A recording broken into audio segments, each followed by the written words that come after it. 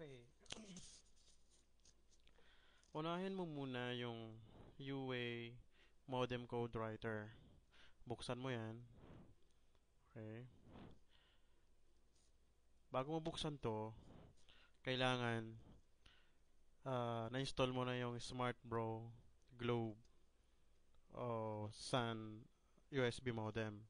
Make sure na detected or nakikita mo yung dashboard na talagang may signal. Then gagawin mo, i-close mo lang yung dashboard or minimize. Then, saka mo i-run tong program, yung UWave modem code writer.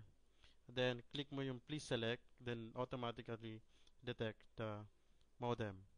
Kapag na-install mo yung modem successfully, automatically lalabas siya dito with modem port equivalent. So, pag na-detect siya, select mo lang or accept, then i-unlock, i-accept mo lang, then unlock modem.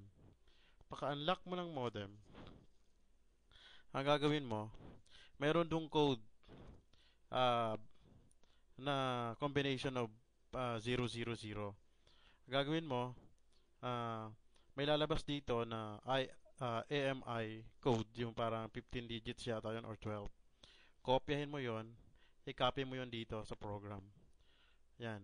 Palitan mo to ng AMI. Yung AMI ng current device installed. Then, automatically, i-click mo tong calc button. Then, maglalabas siya ng uh, 10 digits or 8 digits code. Copy mo lang. Then, i-run mo ulit tong unlock modem. Pakaran mo. May lalabas dito na lalagyan ng code. Then, gagawin mo, i-paste mo lang din unlock. Automatically, makikita mo dito sa kanan na naka-unlock na yun. Then, pwede ka na mag-insert ng Globe Sun or any SIM. Okay, that's it.